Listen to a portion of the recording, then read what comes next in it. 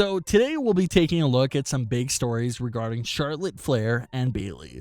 Let's kick things off with Charlotte Flair. Charlotte has been gone from the WWE for several months now. There's been no signs of her returning at all. WWE wrote Charlotte Flair off of television after she was attacked from Nia Jax, and that was the end of Charlotte Flair. In reality, Charlotte Flair was getting a procedure done to fix up a serious issue that she's been dealing with from a prior surgery. Charlotte did open up about the surgery and the entire situation several months ago. Charlotte revealed that she's always putting the WWE before her own health. She's always looking for the quickest patch-up with the fastest recovery time so that she can return to the ring as soon as possible. But as the years go on, Charlotte has started to realize that going with the quick route will most likely affect her overall health in the long run. So Charlotte revealed that she had the proper procedure done, and it has a very long recovery time, which she wasn't too happy about, but it had to be done for her own health and well-being. Since that reveal, Charlotte hasn't given us much. Remember when Charlotte was first written off? The initial reports claimed that Charlotte would miss the remainder of 2020 and could even miss up to a year of action. Charlotte Flair was quick to debunk those rumors on Twitter and said that she wasn't missing a year of action. She may not be missing the entire year of action, but it appears that the first part of that old report seems to be true. That's the fact that Charlotte would miss the rest of 2020. With only a handful of weeks left in the year, it doesn't really look like we'll see Charlotte Flair return in 2020 at all. It's safe to start discussing Royal Rumble and WrestleMania as possible returning spots for Charlotte Flair. But what's the holdup? What's keeping Charlotte Flair from returning? Well, updated reports claim that Charlotte's outside projects could also be playing a role in her absence. Just like Ric Flair first revealed several months ago, a lot of directors and producers wanted to pick up Charlotte Flair for some big acting roles. There was even talks about a TV series with Charlotte as one of the leads of the show. With WWE's demanding schedule for superstars, it's often difficult to pull being a full-time superstar and filming a big project all at the same time.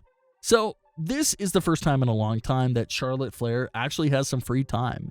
It looks like she's taking advantage of it and doing as much projects as she possibly can do before she returns to WWE, which is great. Obviously, WWE superstars are gifted athletes, but a majority of them are gifted actors as well. They are portraying a character at all times while on screen for WWE, so a lot of them are developing into great actors. So for them to be getting noticed by Hollywood directors and securing these roles is quite the big deal. Obviously, we just saw Sasha Banks make her big acting debut for Disney+. Eva Marie is now filming a lot of movies. Marvel reportedly had their eyes on Becky Lynch, so this isn't new at all. One of the biggest actors in Hollywood right now, Dwayne "The Rock" Johnson, was obviously a WWE superstar, so if he can come from WWE and have that much success, then the door is wide open for other WWE superstars to follow in his footsteps and cross over to Hollywood as well. Seems like that's what's going on here with Charlotte Flair. I think it's a great move for WWE superstars to make. Obviously, there comes an age where you can't really wrestle anymore. But when it comes to acting, you can keep it going for as long as you'd like. So I think it sets up a great post-WWE career for the superstars, and it's something that they should all look into. You just look at Batista and John Cena right now, huge WWE superstars who have found a new career and passion through acting. There's a lot of superstars that I would love to see in a movie or TV series. I think Roman Reigns and Alexa Bliss easily top that list for me. The way they act and portray characters in WWE right now makes you feel like you're watching a TV series or a movie. So imagine superstars like that in an actual film. That would be pretty cool to see. At least we get to see Charlotte Flair in several of these projects that she's getting done right now. Don't think just because Charlotte isn't on Raw doesn't mean she isn't working. She's still very busy and obviously getting a lot of projects done. As far as Charlotte's return, no date has been given at all. As far as Charlotte's brand for when she returns, no one knows that at all as well. But I think it's safe to assume that she'll land on Raw because SmackDown is already loaded right now and Raw could definitely use some help. So I think Raw would be the ideal landing spot for Flair, but we'll have to see how that plays out. That's the latest news on Charlotte Flair and her WWE return. Bayley was recently a guest on the New Day's Feel the Power podcast and opened up a lot about her stories and decisions for her career. So I wanted to take a look at that and discuss because she had a lot of interesting things to say. Bayley had this to say when discussing why she fought to turn heel and change up her character.